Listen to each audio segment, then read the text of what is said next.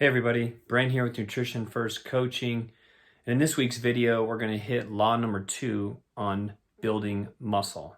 We're going to talk about what actually builds the muscle and what you're going to have to do to try to optimize building muscle.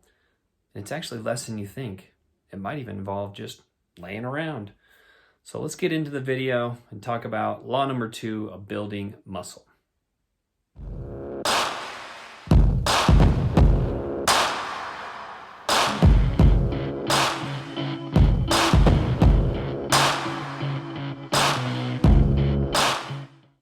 All right, let's talk about law number 2 with building muscle.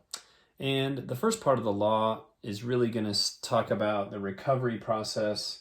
And then we're going to talk a little bit about the duration of what you've done and how that affects it. So first I'm going to pose a question.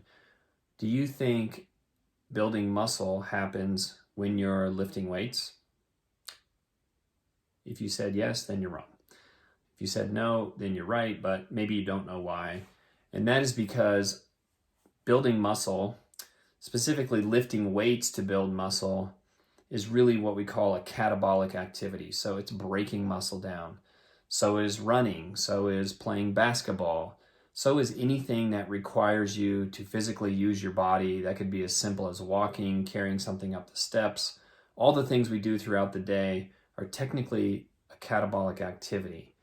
And there's two parts to building muscle, and this next one we're going to talk about might surprise you a little bit. And the third one we're going to talk about in the next video, that one might be obvious, but we're still going to do a little bit of explanation and probably bring some awareness to it for you.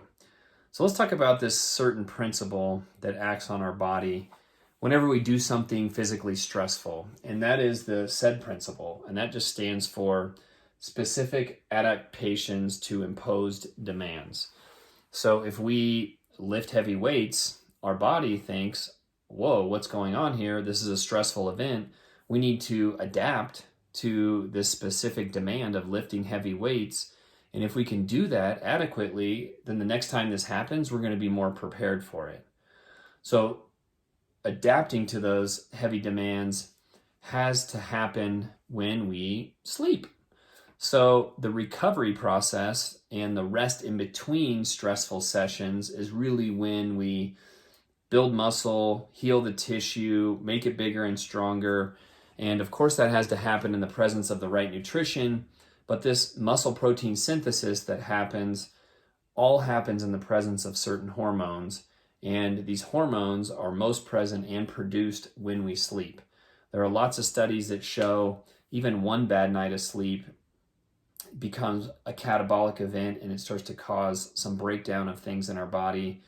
A couple nights of sleep and you're going to even delay trying to actually repair and build muscle, much less daily processes and the stresses of life. So if you're chronically undersleeping, you're going to start to affect your body long term, and you're going to start to have a lot of issues, tendonitis problems, joint problems, all kinds of aches and pains. They're all going to get worse with not only not sleeping enough, but not having a good quality amount of sleep too. And that all can be tracked multiple different ways that I'll talk a little bit about after we talk about the repair process and the hormone production that happens when we sleep.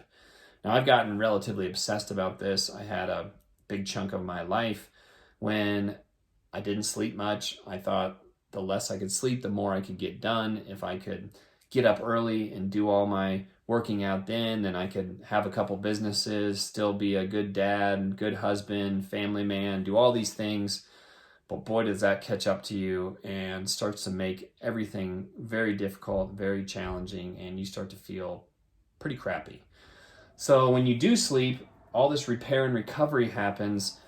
I mean, honestly, so many things happen. It's incredible. If we didn't need sleep, then we probably would have evolutionarily gotten rid of it a long time ago, because we're really super vulnerable when we're sleeping, right?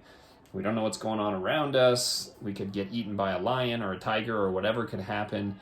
But the big thing that happens is we start to produce hormones. And one of those big ones is brain-derived neurotrophic factor. This helps heal all the little neurological connections, the neurons, the synapses. But then we also produce human growth hormone and testosterone, all anabolic hormones that are going to help us build and repair tissue. So down here I put the duration part. Too much is going to limit muscle growth, and too much in terms of duration of the exercise, so that's exercising too much, or for periods that are too long, or not enough time in between sessions, because that's where the repair and the recovery has to happen. So you probably know if you try to go running every day for 6 or 7 days in a row, you start to get incredibly sore and you feel terrible. Each run gets progressively worse. If you try to lift weights and do the same body parts, maybe you squat 3 or 4 days in a row, your legs are wrecked, you feel terrible, you're achy. That's when you're inhibiting muscle growth because you're not getting enough time in between sessions. So here's what I want you to do. I want you to get good at sleeping. I want you to figure out if you're good at sleeping, and that can be tracking duration. That can be using things like an Oura Ring or a Whoop strap, which I'm slightly obsessed with right now, and seeing what your sleep quality's like. How much deep sleep are you getting? How much REM? What's your latency? How long are you in bed for? How long are you actually sleeping when you're in bed? Get good at sleeping. It's critical for being a healthy person, for repairing all the damages of the day, for building muscle, for feeling good, for having good brain function, and for living a long, healthy lifespan. All right, thanks for listening. Have a great week. Like and subscribe. Talk to you soon.